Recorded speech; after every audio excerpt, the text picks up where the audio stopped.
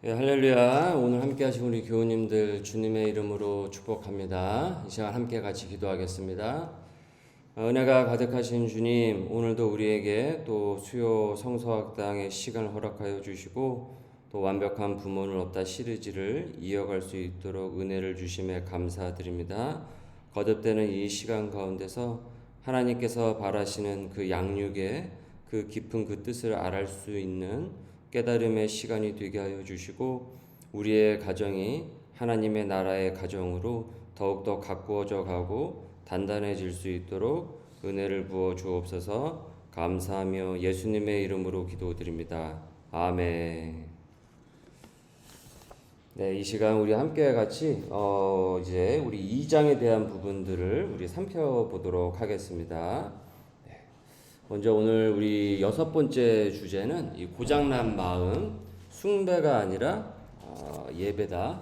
고장난 마음, 숭배가 아니라 예배다라는 이 주제를 갖고 우리가 이제 6번째 시간을 이제 갖도록 할 텐데, 뒤에 그 종이 그 교환 있으시죠? 예, 그 뒤에 교환 보시면 되겠습니다.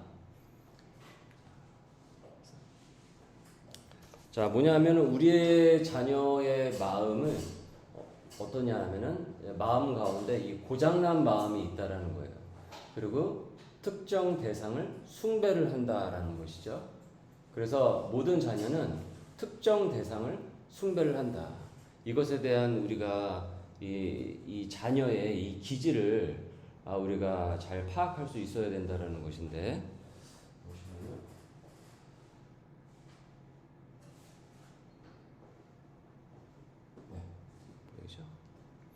자, 그래서 오늘 우리가 이제 그 제목이 숭배가 아니라 예배다라고 했어요. 그러니까 숭배를 하게 되면은 그 고장난 마음 가운데 일어나는 그 기질적 결과가 이제 숭배가 되는 것이고, 그것이 하나님의 뜻에 합한 가운데서 나왔을 때 그 마음의 귀결은 예배가 되는 것이에요. 자, 그런데 인간에게는 태어나면서부터 사실은 마음이 고장난 상태 가운데서 사실은 우리가 나오는 것이죠. 이것을 신학적으로 원죄라고 하지 않습니까? 그래서 인간은 하나님을 예배하지 않게 되면은 무언가를 숭배를 하고 그것을 대신 경배를 해요. 그리고 각자가 원하는 특정 대상이 다 있다라는 거예요. 자, 그래서 이런 내용들이야 우리가 이제 흔히 볼 수 있는 이제 내용들이기는 한데, 보면은 평생 야채를 먹지 않겠다고 떼를 쓰는, 그리고 화장을 진하게 하고 학교에 가는. 요즘은 중학생 애들도 화장을 엄청 진하게 하고 학교로 가더라고요. 그리고 종일 핸드폰에서 눈을 떼지 못하고 있는. 그리고 담배를 피우는데 그게 왜 어른도 피우는데 왜 굳이 나는 왜 꼭 애라고 해서 피워서는 안 된다라는 법이 어디 있느냐. 그러니까 이것에 대한 문제 의식이 전혀 없어요. 그리고 이것을 설득을 하는 것도 너무 어려워요. 너무 그 단단해요. 자기 그 자아가. 그리고 뭐 외모 가꾸기에 지나치게 몰두하고 고등학교를 성실하게 결국은 다니지 않고 그래서 중요한 학업의 기회를 날려버린 등등.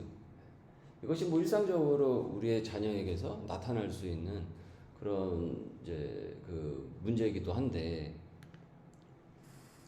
자, 자녀가 처음서부터 이렇게 행동한 것은 아니에요. 그런데 이 같은 세상의 괴로부터 사실은 우리의 자녀들이 자유하고 있지 못하다라는 거죠. 그래서 이것으로부터 사실은 해방이 되어야 되는데 본인들이 묶여져 있다라는 것에 대해서 스스로는 인식을 하고 있지 못해요. 우리가 상업의 마케팅에 지금 우리는 매일매일 노출이 되어 있잖아요. 뭐 유튜브든지 텔레비전인지 우리는 뭐 지금 미디어 세상이 돼버렸으니까. 그러니까 그 미디어를 통해서 수많은 광고들이 계속 우리에게 무차별적으로 계속 우리에게 주입을 시키죠. 이것을 사야지만 더 좋고 이것을 사서 갖고 있어야지만 더 행복한 사람이다. 근데 사실은 그래서 그거를 더 얻기 위해서 돈을 더 벌고 그거를 얻기 위해서 더 애를 쓰고 뭐 이런 일들이 벌어지는데 사실은 그게 우리가 이 세상에 어떤 그 마케팅이라는 그 괴에 상업의 그 괴에 돈벌이의 그 도구에 우리가 묶여져 있다라는 것을 깨닫지 못하게 되면 우리는 끊임없이 소비 지향주의적인 사람으로 살아갈 수밖에 없죠. 그러니까 소비를 하기 위해서 살아가는 것이죠. 그리고 그 소비를 하기 위해서는 더 무언가를 더 벌어야 되고 더 열심히 일을 해야 되는 거고. 근데 내가 거기에 묶여 있다라는 것에 대해서는 알지 못하는 경우가 너무 많잖아요. 근데 사실 우리 자녀들의 이 사고 가운데서도 내가 이렇게 행동하는 게 뭐가 잘못된 것이냐, 그것에 대해서 문제의식이 전혀 없어요. 그러니까 자기가 해방이 되어야 되는데 해방이 되어야 된다라는 그 의식 자체가 없다 보니까 어려운 거죠. 양육 자체가. 근데 도대체 어디서부터 이 세상의 괴가 얘가 한 개씩, 두 개씩, 세 개씩 계속 이렇게 묶이게 되었는지 이걸 추적하기도 너무 어려워요. 어쨌든 이것으로부터 이제 우리의 자녀들을 해방을 시켜야 되는 것인데 이것을 성경은 뭐라고 얘기를 하냐면 어리석음이라고 얘기를 해요. 이것 자체만을 어리석음이라고 하는 것이 아니라 이것은 일상적으로 나타내는 그 자녀에게 일상 속에서 나타나는 자녀의 그 행동적인 부분인 것이고 왜 이런 행동들을 나오게 되는지 그리고 여기서 더 파생되는 더 극과 같은 극적인 행동들이 계속 이렇게 그런 급진적인 행동들이 계속 나오게 되는지 그러니까 사실 이건 시작이죠. 그러니까 결국은 이 모든 것은 어디에 기인하고 있냐면 내면 세계에 있는 어리석음이라는 거예요. 이 성경은 지금 오늘 우리가 이것을 알아볼 거예요. 그래서 부모인 그대가 성경에 기록된 어리석음을 깊이 내가 이해를 하지 못하면은 부모가 그 어리석음이 뭔지에 대해서 이해를 하지 못하면은 자녀를 양육하는데 도구, 즉 우리가 하나님의 대사로서 내가 사용이 된다라는 것이 무슨 의미인지 부모도 깨닫지 못한다라는 겁니다. 그러니까 그 어리석음을 무엇이라고 얘기하고 있는가? 성경은 하나님께서는 무엇을 어리석음이라고 얘기하고 있는가? 그러니까 세상에서 얘기하는 어리석음하고 다른 거예요, 결이. 그래서 우리에게 필요한 것은 무엇이냐면 실천적인 신학을 가진 부모가 되어야 되는 거예요. 이 신학을 목회자나 그 전문 신학자의 자꾸 그 전유물로 우리 그 한국교회 교인들은 생각하는 경우가 있는데 누차 제가 이 성경 공부라든지 성경을 통해서 그 설교를 통해서 많은 얘기를 해드렸어요. 교인들에게는 반드시 신학적인 사고가 있으셔야 돼요. 근데 이 신학은 바로 결국은 성경이에요. 성경. 지금 우리가 성경 세계관, 기독교 세계관을 함께 우리가 배우지 않습니까? 이게 신학이에요, 여러분. 우리가 흔히 삶의 철학 그러잖아요. 근데 우리는 그보다 위에 신학이에요. 사실 철학은 신학서부터 시작한 게 철학이에요. 철학이 어떻게 시작이 되는데요? 이 세상에 신이 있는가 없는가? 그게 철학의 시작 아니겠습니까? 그래서 옛날에 철학자들이 그렇게 신의 존재에 대해서 이렇게 저렇게 막 규명하려고 애를 썼잖아요. 그래서 실천적인 신학을 가진 부모가 되어야 양육에 대한 올바른 방향점이 바로 서게 된다는 거죠. 그런 면에서 우리 부모님들은 가정의 신학자가 되셔야 되는 거예요. 부모는 신학자가 되셔야 돼요. 가정의 신학자가 되셔야 되는 거예요. 앞으로 우리 교회에서는 신학은 목회자나 교역자, 신학자의 신학교 교수의 전유물이라고 생각하지 않으시길 바랍니다. 여러분들도 신학자가 되셔야 되는 거예요. 특별히 가정에서. 그래야 기준이 바로 서게 되죠. 그리고 공부를 하셔야죠. 그래서 이와 같은 시간이 우리에게 거듭 필요한 것이죠. 제가 오늘 날씨가 좀 풀려가지고 이거 안 켰는데 괜찮으세요? 네, 괜찮으세요? 네, 좀 답답한 거 같아서 껐는데 혹시 추우면 말씀하시고요. 자, 그래서 결국은 이 우리 자녀 마음 가운데 있는 그 내면의 마음의 문제인데, 자녀의 마음을 다룰 수 있는 성경적인 개념 확립이 필요하다라는 거죠. 그래서 잠언 4장 23절에 얘기하고 있어요. 이 얘기는 뭐냐면 현명한 아비가 아들에게 하는 얘기예요.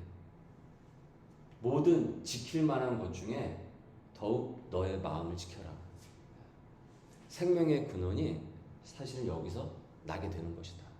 네 마음을 지켜라. 너의 내면을 먼저, 세계를 먼저 지켜.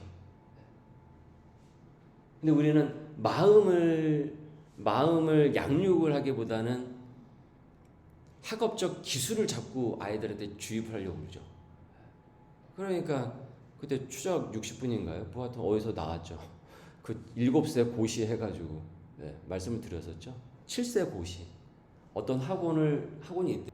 난 그때 그거 보고 처음 알았어요. 그때 우리 저기 그 사모는 이 정도 사람 다 알고 있더라고요. 그래서 저런 학원이 있냐고 그랬대요.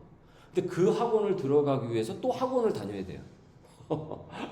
놀랍지 않습니까? 저 깜짝 놀랐어요. 그 학원을 가기 위해서 또 학원을 다닌다고? 근데 이 학원도 그 사교육 시장이 어마어마하대요. 그러니까 이와 같은 아이들을 학업의 기술자로 자꾸 하는데 사실은 마음의 문제예요. 마음의 문제. 이걸 건드려줘야 된다. 그러니까 우리가 신학자가 돼야 되는 거죠. 신학자가 되지 않으면 세상에 수많은 개념들이 우리를 침투해 들어오고, 여기 엄마가 저거 했대. 우르르 저기 가고, 저기 엄마가 저르르 이렇게 했대. 그럼 저기 가고, 뭐 맘카페에서 이런 내용이 나오면 거기 어디 이렇게 간다, 이렇게 가게 된다라는 거죠. 그러니까 여러분 지금 이렇게 지금 정보가 다양화된 시대에서 우리에게 얼마나 올바른 성경적 개념이 중요하겠습니까? 그래서 부모님들도 공부를 하셔야 되는 거예요. 그리고 확신이 있어야죠. 흔들리면 안 되죠. 이렇게 해야지 결국은 하나님의 사람이 되구나. 우리의 자녀가. 흔들리면 안 되죠. 그래서 성경은 반복적으로 우리와 자녀에게 가장 위험한 것은 우리 안에 있는 것이라고 증언을 하고 있어요. 우리 안에 있는 것이라고. 근데 그게 뭐냐면 바로 결국은 뭡니까? 죄와 부정함이라는 거죠. 그래서 거듭 우리가 확인하게 되죠. 자녀도 죄인이다. 이쁜 새끼가 아니다. 어떻게 이런 이쁜 새끼가 어떻게 이렇게 이쁜 아이가 죄인일 수가 있어? 그건 부모의 착각이라는 거죠. 거기서부터 이제 핀트가 이제 엇나가기 시작을 하는 겁니다. 나도 죄인인데 왜 우리 애는 죄인이 아니겠습니까? 죄인이 죄인을 잉태한 거죠, 사실은. 예수님이 아닌 인간은 다 죄인이에요. 자, 그래서 혼탁한 세상으로부터 자녀를 보호하되 그 주관자가 하나님임을 알아야 하는 거죠. 그리고 이게 되게 중요한데, 내 말을 잘 듣는 자녀를 자꾸 만드는 것이 아니고요, 하나님의 뜻을 깨닫는 자녀를 키우는 게 이게 더 중요한 거예요. 여러분, 내 말 잘 듣는 자녀가 되는 것은 만약에 정말 엄마 아빠 말을 너무나도 잘 들어요, 얘가. 근데 나중에 그게 더 위험해져요. 왜 그렇습니까? 왜 그렇습니까? 성경에 나오죠. 소경이 소경을 인도하는데 제대로 갈 수 있겠느냐 얘기야. 나오죠. 눈먼 자가 눈먼 자를 어떻게 제대로 인도할 수 있겠느냐 나오죠. 그러니까 위험한 거죠. 나도 죄인인데 내 말을 너무나도 잘 들어. 얘가 잘 흡수를 해. 20살이 넘어가는 데까지, 30살이 넘어가는데도 너무 내 말을 잘 들어. 그걸 착각하면 안 된다는 거죠. 우리 애는 내 말을 너무 잘 들어. 아니요. 저는 오히려 그 청년부 사역을 할 때, 상담을 할 때, 목사님, 우리 애가 너무 말을 잘 안 들어. 제 말대로 안 해요. 저는 오히려 놔두라고 그래요. 집사님 말대로, 권사님 말대로 계속 가면 그게 더 맞는 거냐고. 그것도 확신 없으신 거 아니게요. 가만히 생각하면 그런 거 같은 거예요. 놔두라고 그래요. 자꾸 거기다가 핀트를 주지 마시라고, 기준을. 저는 오히려 그게 당연하다고 생각을 해요. 오히려. 아니 그 다 큰 자녀가 그럼 엄마 아빠 말 계속 듣는 게 그 이상한 거지. 그게 어떻게 맞는 겁니까? 저 신학교 갈 때 그 어머니 허락 안 받았어요. 저희 어머니 가지 말라고 그랬어요. 왜냐하면 이제 제가 자란 교회가 개척교, 제가 큰 교회에서 자란 게 아니거든요. 개척교회에서 자랐기 때문에 그 어려움을 아시기 때문에 가지 말라고 그랬고. 근데 저는 어머니한테 그걸 얘기를 한 거는 제가 가겠다라고 얘기를 한 거지 허락을 받고 가겠습니다 말겠습니다 그게 한 게 아니에요. 그래서 부모조차 하나님의 뜻을 제대로 간파하지 못하면서 내 말대로 움직이는 자녀가 되기를 바라는 것은 이거는 넌센스죠. 서로가 길을 헤매게 되는 것이죠.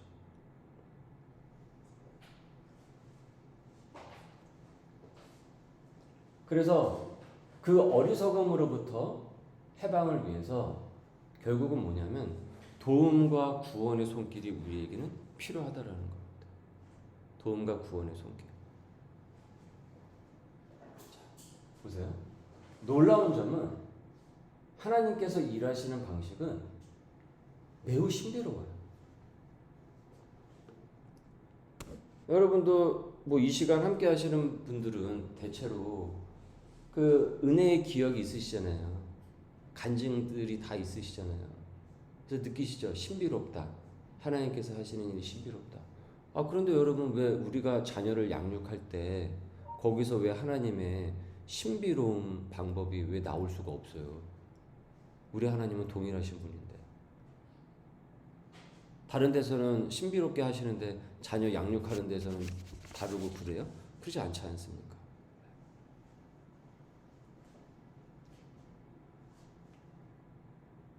그 중에 정말 신비로운 것은 어리석은 자가 어리석은 자를 돕도록 하셨다는 거죠. 때문에 우리는 하나님의 은혜 없이는 그분의 구원의 도구로 사용될 수가 없어요. 저는 그런 생각을 많이 했어요. 목회를 하면서. 제가 얼마나 많은 목회자를 많이 지금까지 겪고 알고 있겠습니까? 근데 그런 생각을 해요. 목회자가 이렇게 어리석은 사람들이 이렇게 많은데 근데 신기해요. 그 어리석은 자를 통해서 인도하도록 하나님께서 또 교회를 허락하셔요. 전 그게 더 신기한 것 같아요.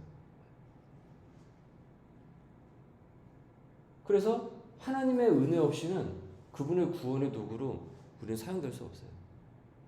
그러니까 부모도 하나님을 온전히 바라볼 수 있는 신학적인 사고 개념이 매우 중요한 것이고, 목회자도 내 능력으로, 내 재능으로, 내 은사로 하겠다 이것이 아니고 언제나 하나님을 바라보면서 가는 리더가 되어야 되는 거죠. 사실 성경이 주목하는 리더십은 바로 거기에 있어요. 그래서 다윗도 그랬다가 바로 그것 아닙니까? 다윗이 얼마나 어리석습니까? 지금 사무엘서 강해하고 있잖아요. 보셨죠? 얼마나 어리석어요. 일로 갔다가 절로 갔다가 왔다리 갔다리 했다가 방황했다가 어쩔 땐 괜찮다가 어쩔 땐 막 자기 분에 못 이겨가지고 막 이렇게 저렇게. 근데 하나님께서 이스라엘을 구원하는 구원의 도구로 다윗을 삼으시잖아요. 다윗이 왕이 되고도 얼마나 큰 실수를 했습니까? 그런데 그를 도구로 사용을 하시잖아요. 나의 마음에 합한 자로 사용을 하시잖아요. 이게 신비로운 거다라는 거죠. 그렇게 나의 어리석음이 문제가 아니고 실은 내가 누구를 바라보고 있느냐 이게 더 문제인 것입니다. 그래서 우리가 부모부터 나의 어리석음을 인정을 할 때 한 걸음 한 걸음 양육의 간격은, 멀어졌던 양육의 간격은 사실은 좁아지게 됩니다.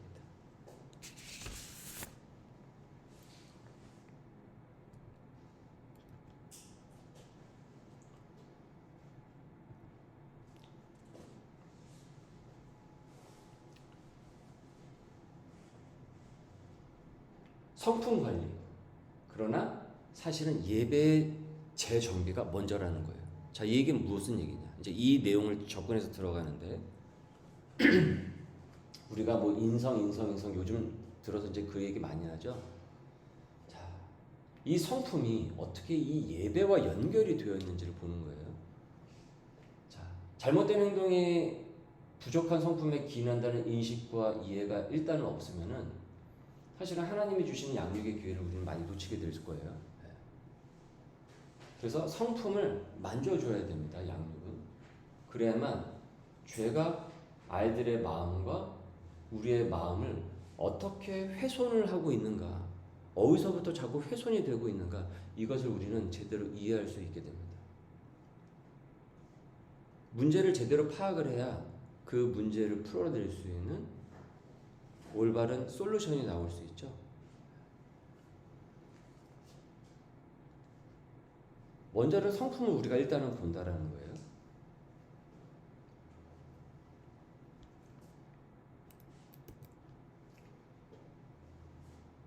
그런데 이 부족한 성품을 사실은 고치는데도 하나님의 어마어마한 권능이 사용이 돼요. 계속 거기에.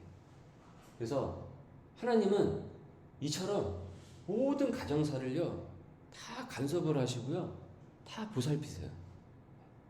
정말 그렇습니다. 어떻게 이런 부분을 하나님께서는 우리 아이의 성품을 건들고 계시지? 다듬어 가시지? 이끌어 가시지? 정말 그래요. 저도 두 자녀를 키우면서 그걸 많이 느꼈어요. 제가 일터를 했었잖아요. 너무 바쁘잖아요. 특히 초반에는 뭐 완전히 제가 바닥을 칠 때였는데. 그런데 그런 가운데서 제가 자비량으로 오랜 시간을 사역을 하는 가운데서도 신기하게 하나님께서 자녀의 그 성품을 만져주시는 걸 제가 그거를 전화 아내나 그걸 많이 체험을 했어요. 그래서 사실은 그래서 이 자녀 그 가정에 있어서 그 하나님의 터치가 너무나도 중요하다는 것을 거듭 저도 확신을 하게 됐던 것이죠. 자녀를 키우면서 더욱더. 제가 교회 학교를 할 때는 제가 뭐 자녀가 없을 때였으니까. 그런데 직접 자녀를 또 키워보니까 하나님께서 이렇게 섭리하시고 간섭을 하시는구나. 그걸 하나님께서 많이 깨닫게 하셨던 것 같아요. 그래서 우리가 여기서 이 성품과 기막힌 연결고리를 사실은 발견을 하게 됩니다. 여기 연결고리가 있어요. 자, 어떤 연결고리냐면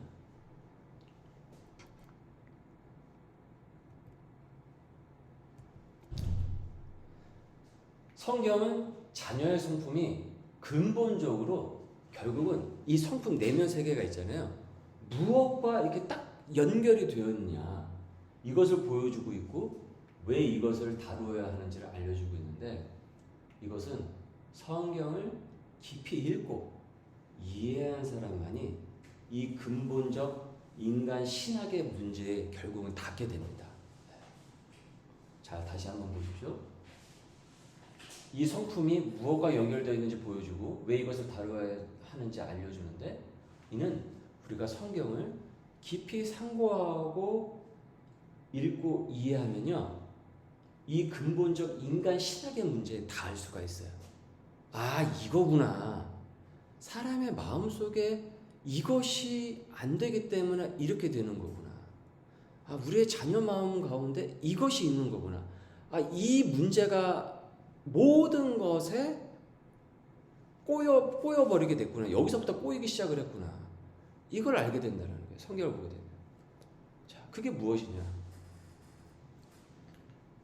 그래서 왜 자녀가 왜 이렇게 참을성이 너무 없어요, 얘가. 그리고 되게 거칠고 매우 이기적이고 험한 말을 욕을 입에 달고 다니고.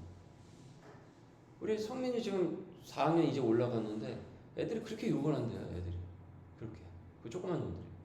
제가 여기 헬리오 이렇게 단지기 지나올 때 애들도 꽤 보지 않습니까? 그러면 여기 초등학교 다니는 애들 있잖아요. 뭐 게임하는데 뭐 핸드폰 하다가 뭐 이렇게 얘기를 하는데 어른이 쓰는 얘기를 막 해요. 뭐 되네 안 되네 뭐 이렇게 하면서.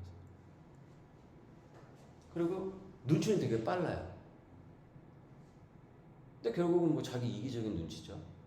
그리고 자신이 관심의 대상이 되기만을 원하고 섬기는 것보다는 어떻습니까? 섬김을 받으려고만 해요. 그러니까 어떻습니까? 애들 사이에서 좀 힘센 애들이 굴림을 하게 되는 거죠. 그 굴림하는 애들이 이제 얘를 찍어 누르게 되는. 그 아이들 세계에서 흔히 볼 수 있는 광경이죠. 우리도 학교 다닐 때 그런 거 많이 보고 경험하지 않았습니까? 자, 그런데 로마서 1장 25절에 보면 이하에 보면 이런 내용이 나와요. 제가 그대로 제가 전문을 실었는데 제가 한번 요 부분 한번 읽어보실까요? 시작. 이는 그들이 하나님의 진리를 거짓 것으로 바꾸어 피조물을 조물주보다 더 경배하고 섬김이라. 주는 곧 영원히 찬송할 이시리로다. 아멘. 제가 읽겠습니다. 또한 그들이 마음에 하나님 두기를 싫어하니까 하나님께서 그들을 상실한 마음대로 그냥 내버려 두니까 합당하지 못한 일을 하도록 하시고 합당하지 못한 일을 스스로 하게 되는데 곧 불의, 추악, 탐욕, 악의가 가득하다 이거예요. 그리고 시기, 더 나아가서 극단적으로 나아가서 살인, 분쟁, 그리고 누군가를 등을 치는 사기, 악독이 가득하고 수근수근대고 비방을 하고 하나님께서 미워하시는 자요, 능력하는 자, 이런 사람들은 교만한 자요, 자랑하는 자요, 악을 도모하는 자요, 부모를 거역하는 자요, 그죠? 부모를 거역하는 자요, 우매한 자요, 배약하는 자요, 무정한 자요, 무자비한 자다. 그들이 이 같은 일을 행하는 자는 사형에 해당한다고 하나님께서 정하심을 알고도 자기들만 행하는 게 아니에요. 어떻습니까? 그런 일을 행하는 자들을 어떻다고요? 계속 지지하고 그렇게 해도 돼. 옳다 한다라는 거예요. 무작정 긍정해 준다라는 거예요. 그래서 서로 그 그룹이 유유상종이 되는 거죠. 이런 일들이 일어나게 된다는 거예요. 근데 그 매듭이 어디서부터 제대로 안 된 거예요? 어디서부터 근본적인 원인이 있었던 것입니까? 그들이 어떻습니까? 마음에 하나님 두기를 싫어하게 되니까 세상의 영이 숭배를 하게 되면서 그 마음 가운데 이와 같은 일들이 벌어지게 된다는 거예요. 우리가 여기에 대한 접근을 제대로 간파할 수 있어야 된다는 거예요.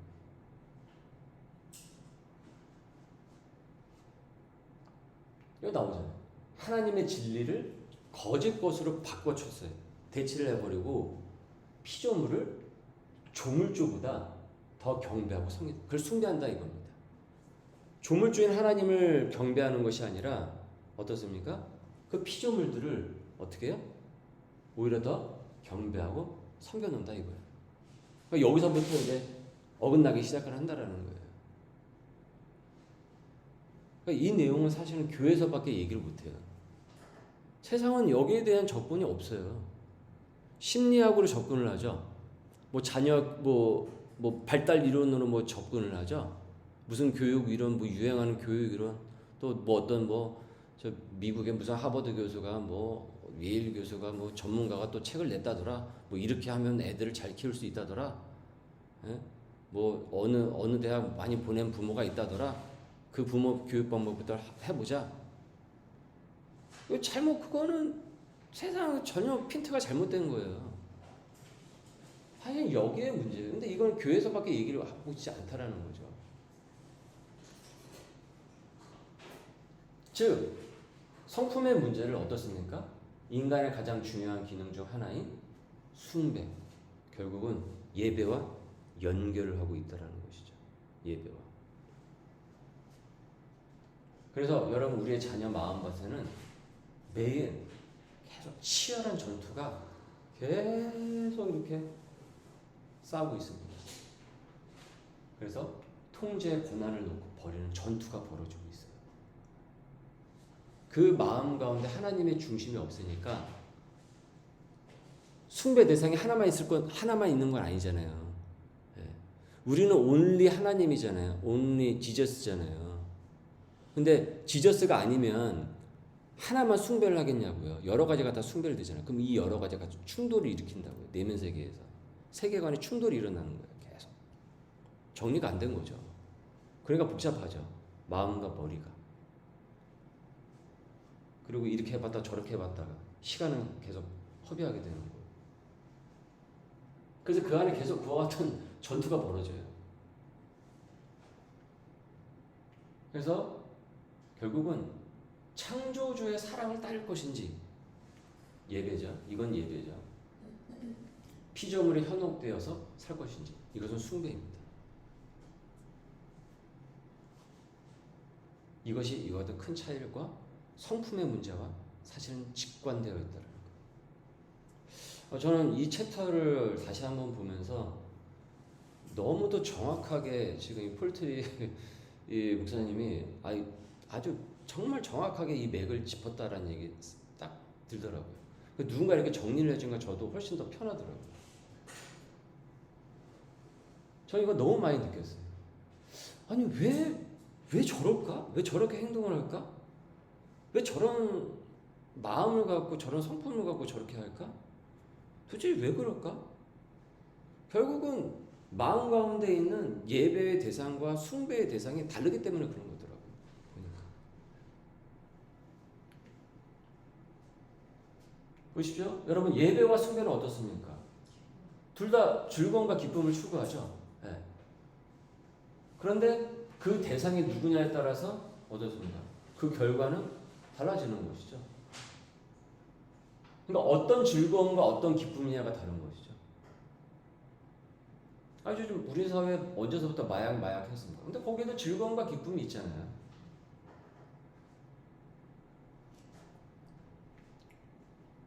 숭배는 결국은 무엇입니까? 자기 숭배예요. 자기를 숭배하는 것입니다. 그러니까 자기를 숭배하니까 그 괴에 계속 자기도 말려 들어갈 수밖에 없죠.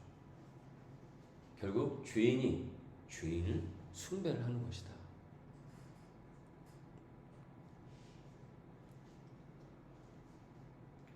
죄인이 자신의 마음, 즉 본능을 숭배를 할 때 결국 이것은 성품의 문제로 이게 결과적으로 나온다는 거예요. 왜 그렇습니까? 거기에는 거룩함이 상실되어 있기 때문이죠. 우리가 하나님께 계속 가까이 가면 가까이 갈수록 어떻습니까? 우리의 성품이 거룩을 자꾸 지향을 하게 되죠. 근데 멀어지면 어떻게 됩니까? 거룩부터 점점 벗어나게 되죠. 그러면 그것이 성품의 문제로 나오는 것 아니겠습니까? 그리고 윤리와 도덕적인 문제로까지 이제 더 파장이 커지게 되는 것이죠. 사회성, 관계, 모든 부분에 있어서.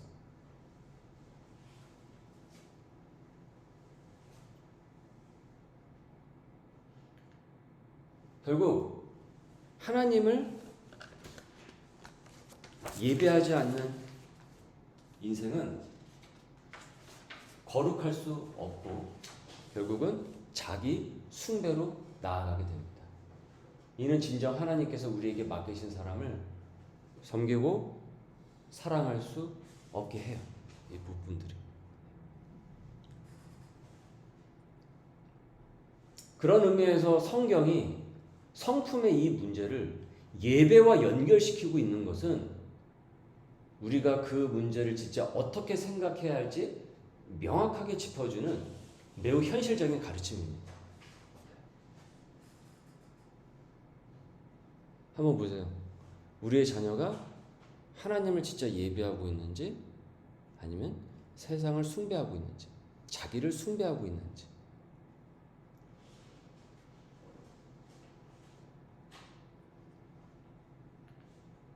그렇게 무엇보다 무엇이 더 필요합니까? 성품 관리보다 결국 예배의 재정비가 먼저 필요하다는 거예요. 이걸 가정에서 해줘야 된다는 거예요. 먼저 집중을 여기에 놓고 해야 된다고요.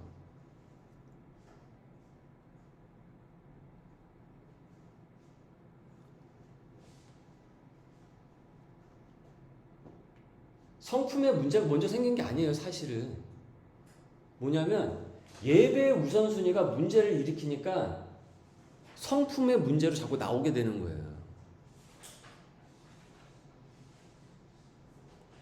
이게 너무 중요한 얘기입니다. 그래서 안타깝게도 우리의 자녀들은 보이지 않는 무언가에 노예가 되어 있어요. 근데 본인이 그걸 몰라. 자기가 그걸 숭배하고 있는데 결국은 자기 숭배로 빠져 있는데 그걸 몰라요. 우상. 결국 우상 숭배가 바로 거기에요. 그래서 우상이라는 게 그렇잖아요. 자기가 원하는 모양대로 다 만들어 놓잖아요. 만들어 놓잖아요. 예전에 경주 가서 그 저기 박물관 갔더니 거기에 그 약불사라고 있더라고요. 거기 박물관에 보니까 여러 이제 부처의 모습이 있는데 약불사는 뭐 하는 줄 아십니까? 약통을 하나 들고 있어요. 왜 약통을 들고 있을까요? 치료해주는 부처인 거예요. 그러니까 자기가 원하는 모습의 부처를 다 만들어 놓는 거죠. 그러니까 모든 인간은 자기가 원하는 것을 얻기 위한 우상을 항상 이렇게 다 만들어 놔요. 그러니까 그거를 숭배하는 게 아니에요. 사실은 자기 숭배를 그렇게 형상으로 만들어 놓은 거예요. 그래서 하나님께서 얘기하셨잖아요. 나를 위하여 너희들 아무것도 만들어 놓지 말라고. 형상 만들어 놓지 말라고. 너희들 형상 만들어 놓을 거 뻔하다. 하나님을 경배하는 것이 아니라 너희들을 숭배하게 될 것이다. 그걸 모세에게 시내산에서 모세에게 십계명으로 계시하셔서 그거 두 돌판 들고 내려가라 하신 것 아닙니까?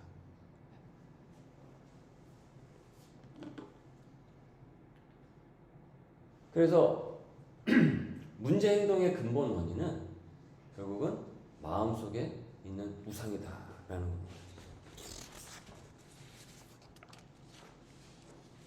그래서 우리는요, 세 가지의 질문을 던져야 됩니다. 첫 번째는 뭐냐면 내 아이가 왜 이런 행동을 하는 것이냐. 두 번째는 그러면 자녀의 삶과 마음을 부모로서 내가 하나님의 대사로서 그 도구로서 내가 이 아이를 어떻게 양육하여 변화시킬 수 있을까? 그리고 내가 하나님의 자녀의 삶과 마음을 변화시키는 도사로서 어떻게 내가 사용이 될 수 있을까?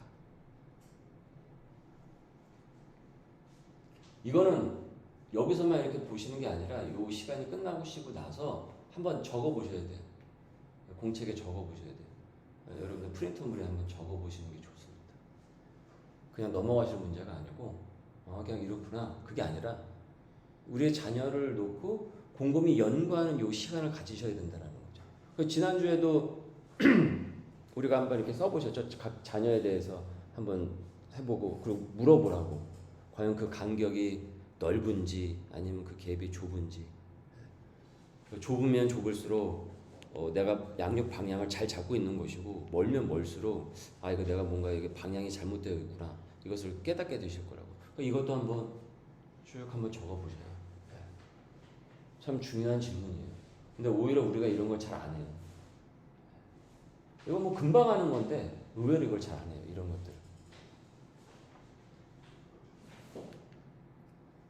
자, 그래서 여기서 본질적인 문제가 나오죠. 결국 자녀가 겪는 어려움은 무엇입니까? 사실은 영적인 문제라는 거예요. 여러분, 영적인 문제예요. 사실은. 다른 문제가 아니에요. 우리의 자녀는 영적인 문제를 앓고 있는 거예요. 자꾸 그렇게 성품적으로 그리고 얘가 행동이 제법 그렇게 나오고 있다는 것은 영적 질병에 걸려서 그런 거예요.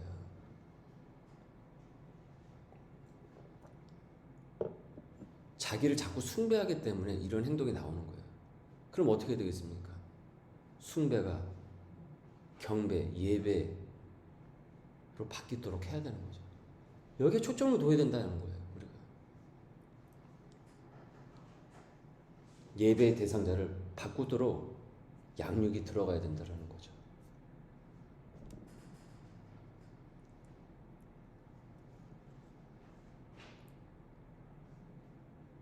이렇게 지금 시대가 이렇게 많이 발전을 했는데 오히려 세계관은 막 충돌하고 있고 분쟁은 너무 심해지고 있죠.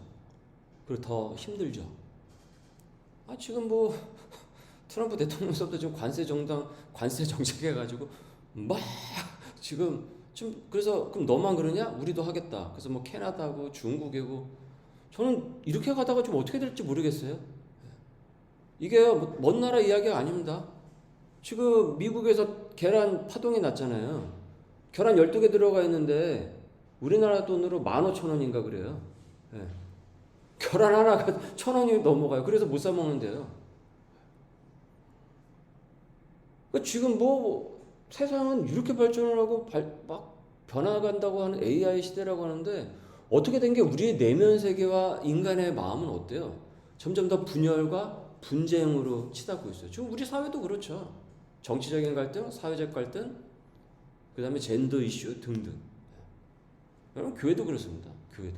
교회도 세상의 이데올로기가 교회 안에 침투해 들어와가지고 복음을 위해서 함께 같이 지금 힘을 모아도 모자를 파네. 지금 서로 그거 갖고 막 분쟁하고 싸우고 뭐 이게 맞네 저게 맞나 엉뚱한 얘기하고 있어요. 교회 와서도 얘기를 들어보니까 결국은 우리가 뭐냐면 이 시대의 교회도 온전한 경배의 대상을 점점 희석해 가고 있다는 그런 위기의 시대라는 생각이 들어요.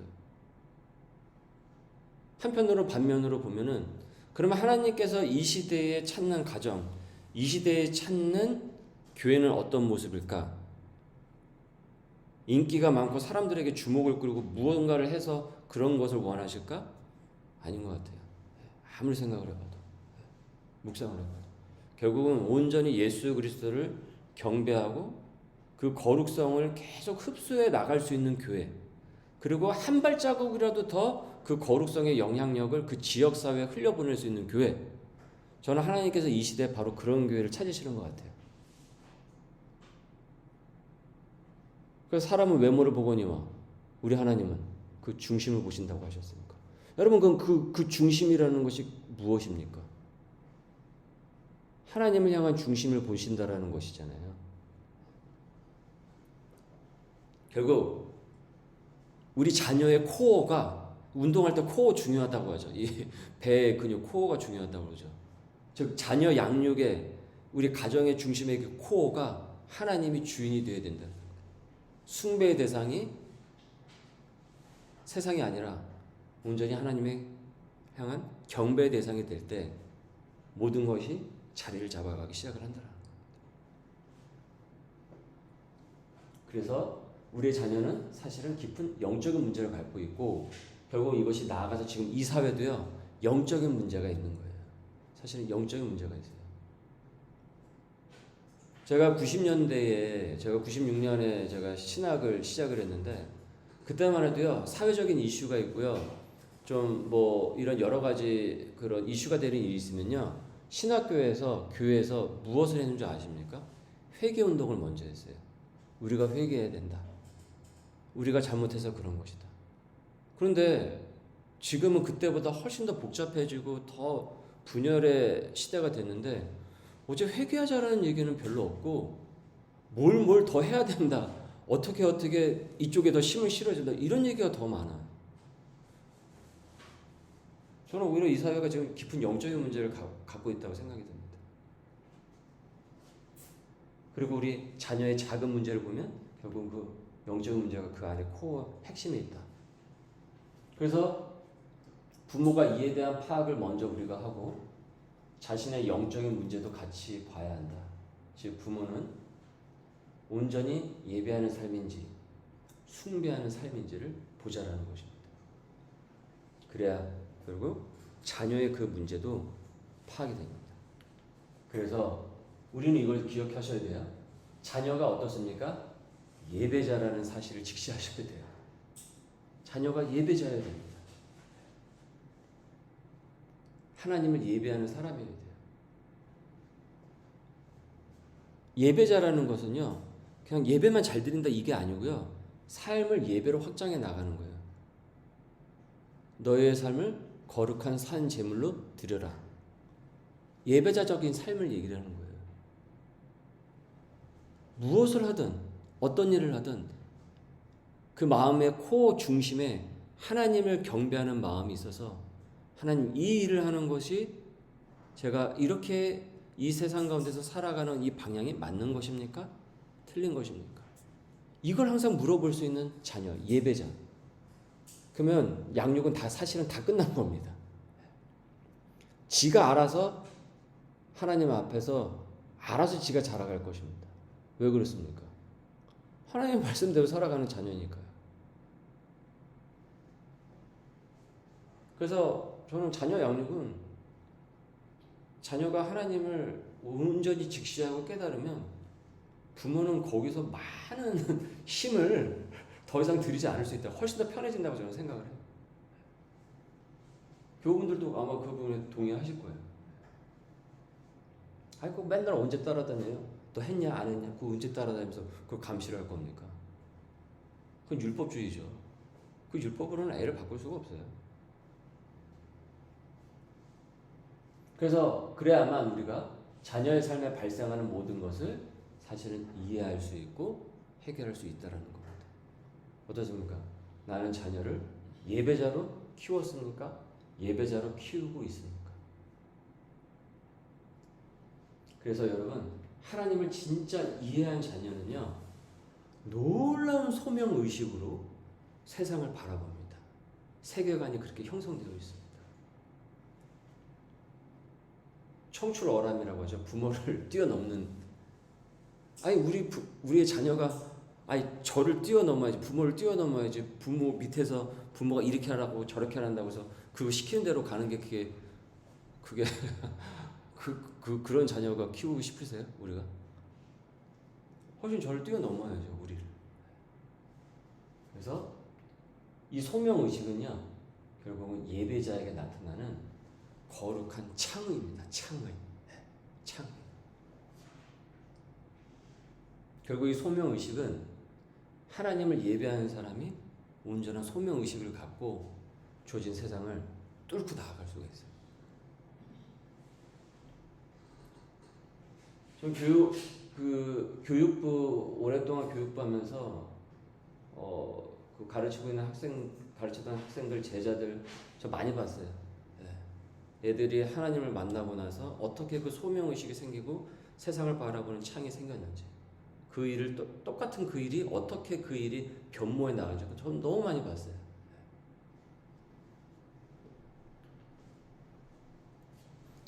자, 마지막 장입니다. 자, 그래서 은혜의 우리 하나님께서는 그 모든 문제를 사실은 지금 기회로 바꾸도록 우리에게 시간을 주셨습니다.